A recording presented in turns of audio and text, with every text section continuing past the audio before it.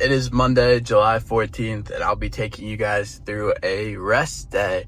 So, today's first stop is the gym. We're resting from all lifting, biking, swimming, but, still coming to the gym so that I can do some abs and a little bit of arms. And, yeah. So that's what we got today. Yesterday at the gym, I did chest, back, and legs, and I just ran 1.5 miles. And then 2 days ago, I ran 6 miles. So then tomorrow, as long as I feel well recovered and everything, and I think I will because my legs aren't feeling too sore right now. As long as I feel well recovered, then I will be doing my speed training day. So we'll do some different things on the track, probably like 2 100-meter sprints, maybe a couple 200-meter sprints. Then we'll probably do a 400 or 2 and then an 800.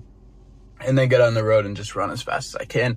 Tomorrow, I'm hopefully, either tomorrow or Wednesday, depending on how my legs feel. But when I do the speed day, I'm hoping that I can get a sub 7-minute mile. That is my goal. And yeah, so I'm going to the gym, and I don't like to say I'm going to take this workout light, but I'm not going to go in there and just try to kill myself. So I'm going to just go in there, have some fun, stretch a little bit, and just have a good time, have a good time. It's like I'm going in here, and any movement I do, it's going to be intense, but I'm going to, also not really torture myself in here. So I got to hit some forearms too. Yeah. All right. Peace, guys. All right, guys. I just did buys, forearms, and abs, and now I am going to my girlfriend's house to swim in her pool. Because I was gonna go swim at the lake, but I just don't have all the time to drive that far, and I'm not running or biking today. Just going for a little swim, probably like 45 minutes or so. I don't know. We'll see. I also did a lot of stretching, like for probably 40 to 45 minutes of stretching. My upper body, my lower body, everything. So yeah, I'm feeling pretty good now. Okay, every video I've made so far, I think there's only been 2 or 3, but have all been when I'm driving, and we are gonna continue that theme right now, but I'm stopped at a red light, so I got a couple seconds. I just swam 2,041 meters or yards. I'm not sure which one it was, but it was about 1.16 miles, so shave some mileage off or up depending on yards or meters. I believe that it was in meters, but I'm not really sure. Anyway, they're pretty close. What are they, like 3 inches, 6 inches off? Nothing crazy. So yeah, I did that in 51 minutes, average pace of 155. Okay, now I need to know if it's actually, I'll figure it out, but 155 per 100. I think it's yards, actually.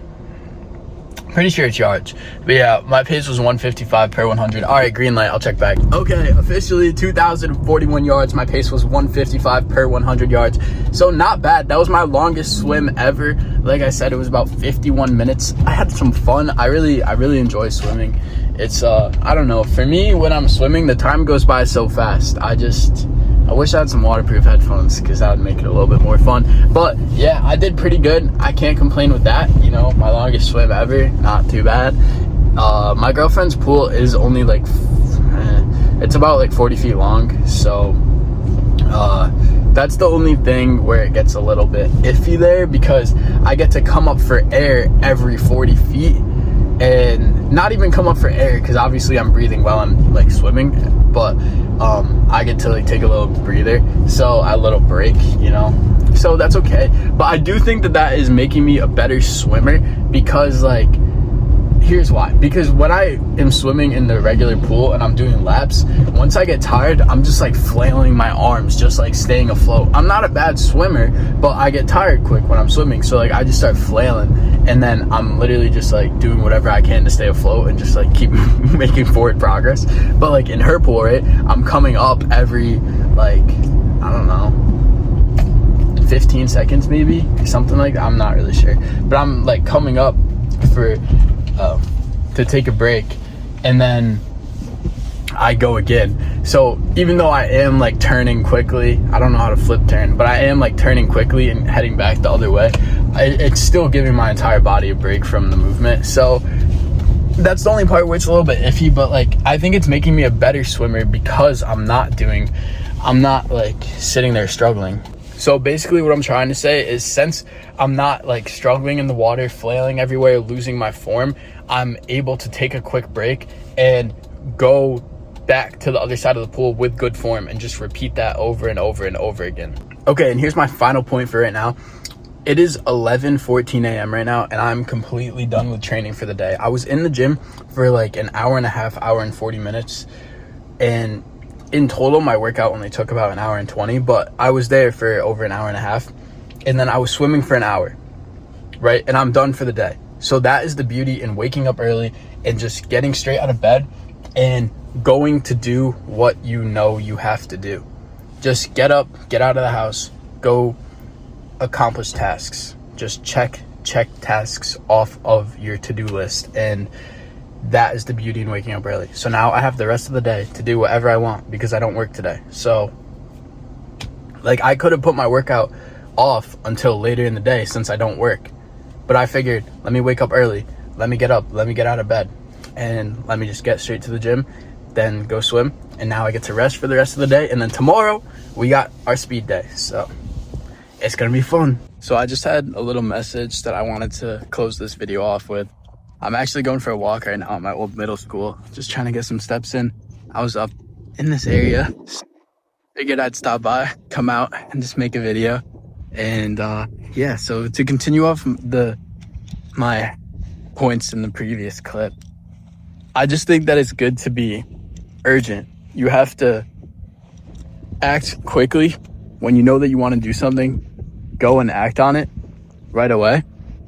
And one thing that I've learned is that urgency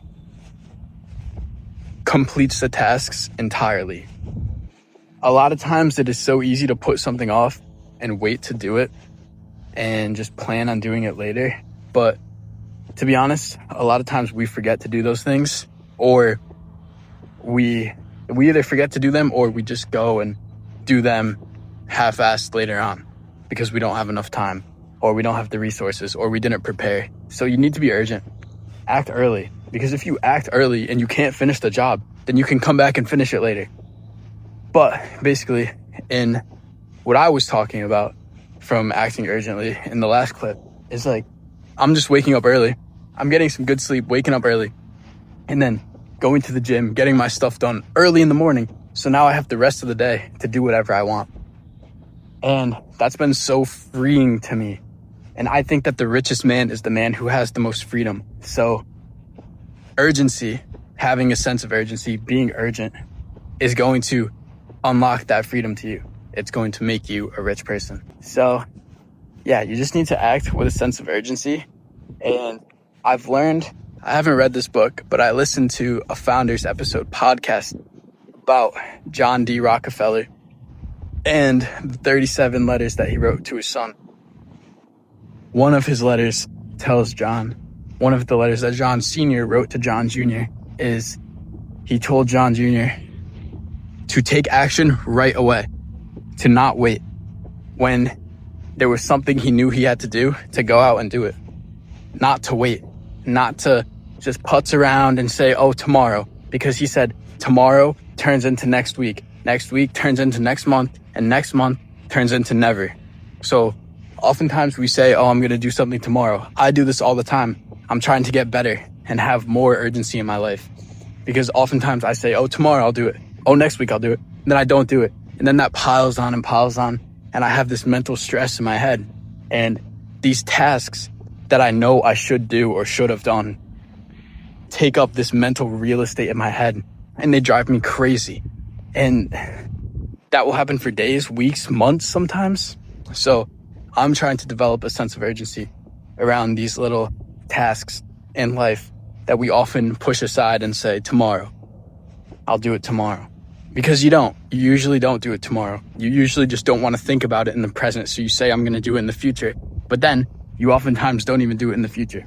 So My point is to act with urgency, because urgency, being an urgent person, a person who takes action right away, is going to mold you into the type of person who achieves your goals, who finishes the tasks entirely, who gets stuff done, and who has freedom and who has time to enjoy other things in life. The person who isn't urgent is the person who is forced to work all the time, even when they don't want to. They're chained to their own behaviors. So when there's something that you have to do, go do it. Do it right away.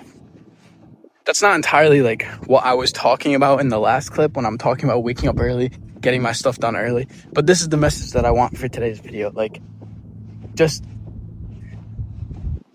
get up and do the things that you have to do, and do them today. Don't say tomorrow. Don't say I'll do it next week. Don't say I'll do it in a couple of weeks. I'll do it next month. Don't say that, because it doesn't happen. You're just taking that stress out of your life for today, but then you're giving yourself more stress tomorrow. So understand and know what it is that you must do, and go and do it right now. Thank you guys for watching. See you next time.